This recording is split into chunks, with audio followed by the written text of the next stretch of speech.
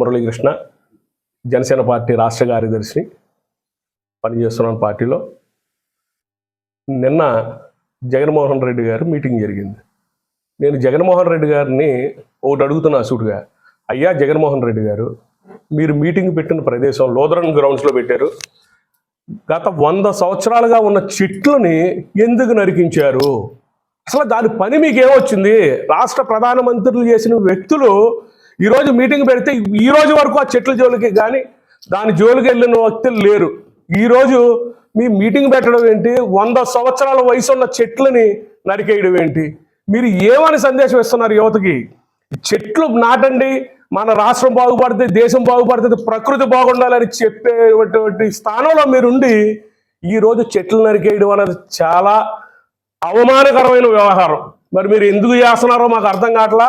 మీరు ఆ పరదాల పక్కన ఉండి ఆ పరదాలతోటి ఈ చెట్లు నరికించకుండా మీ సెక్యూరిటీ దృష్ట్యా అని చెప్పేసి ప్రచారం చేసుకుంటున్నారు.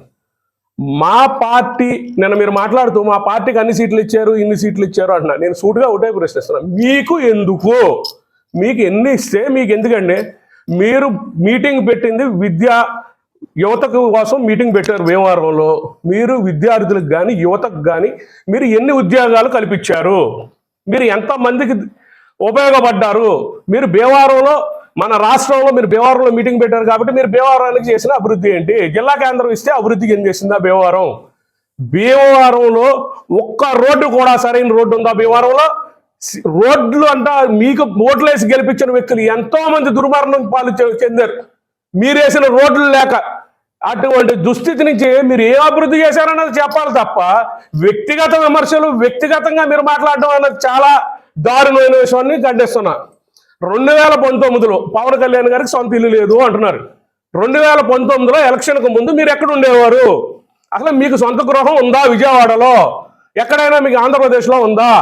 మీరు లోటస్ పాండ్లో ఉండేవారు. మీకు ప్యాలెస్లు ఉన్నాయి, మాకు ప్యాలెస్లు లేవు. మాకు వ్యక్తిగతంగా మా పవన్ కళ్యాణ్ గారు చిన్న గృహం నిర్మించుకుంటున్నారు. రాష్ట్ర ప్రజలకు అందుబాటులో 24x7 24 గంటలు అందుబాటులో ఉండేలాగా నడిబొట్టిన విజయవాడలో ఉంటారు. మీలాగా పరదాల చట్టం దాకోరు. మా గేట్లు ఎప్పుడు తెరిసే ఉంటాయి. మేము ఎప్పుడూ మా పవన్ కళ్యాణ్ గారికి జనాలు అందుబాటులో ఉంటారు, విజయవాడలోనే ఉంటారని చెప్పేసి చెప్తున్నాం మీకు. మీరు కూడా 2019లో పక్క రాష్ట్రంలోనే ఉండేవారు. మీరేమీ ఆంధ్ర రాష్ట్రంలో ఎప్పుడు మీరు ఉండలేదు. మీకు సొంత గృహం ఆంధ్రప్రదేశ్లో లేదు. విలువల కోసం, విశ్వనీయత కోసం మీరు మాట్లాడుతున్నారు. అసలు విలువలు, విశ్వనీయత కోసం మీరు మాట్లాడుతుంటే హాస్యాస్పదంగా ఉంటుంది.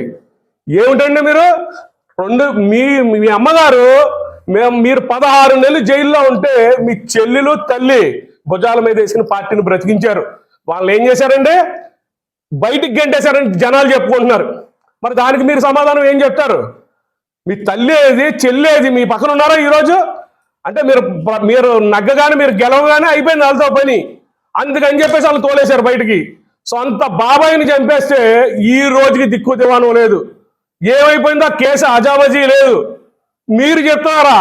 మీరు మాట్లాడుతున్నారా? హాస్యాస్పదం.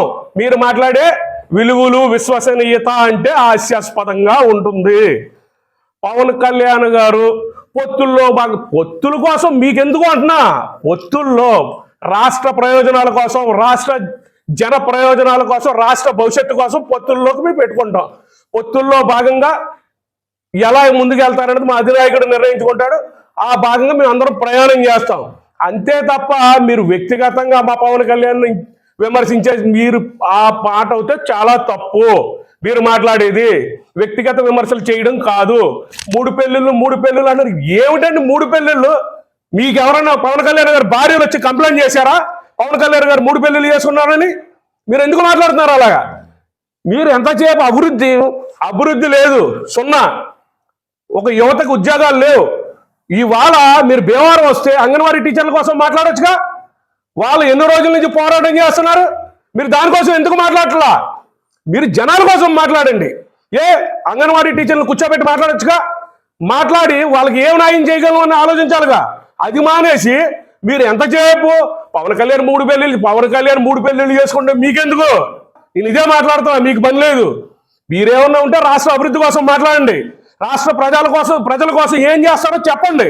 అంతే తప్ప వ్యక్తిగత విమర్శలు చేసి మీరేది సాధించేది. మేము పొత్తులు పెట్టుకునేది ఒకటే, రాష్ట్ర ప్రయోజనాల కోసం, రాష్ట్ర ప్రజల భవిష్యత్తు కోసం. జనసేన కలిసి పోటీ చేస్తుంది.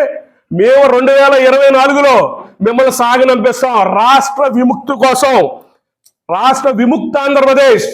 పవన్ కళ్యాణ్ గారు, చంద్రబాబు నాయుడు గారు కలిపి విముక్త ఆంధ్రప్రదేశ్ తీసుకొస్తారు. మీ నుంచి విముక్తి చేయిస్తాం. మిమ్మల్ని 2024లో ఇంటికి పంపిస్తాం. నూతన సంవత్సరంలో నూతనంగా మిమ్మల్ని సాగనంపే వరకు మేము అందరం కలిసి పనిచేస్తాం అని సభాముఖంగా అందరికీ తెలియజేసుకుంటూ జై జనసేన, జై హింద్. మరిన్ని వీడియోస్ కోసం ఛానల్ ని సబ్స్క్రైబ్ చేయండి. లేటెస్ట్ అప్డేట్స్ కోసం వాట్సాప్ ఛానల్ ని ఫాలో చేయండి. అండ్ లింక్ డిస్క్రిప్షన్ లో ఉంది.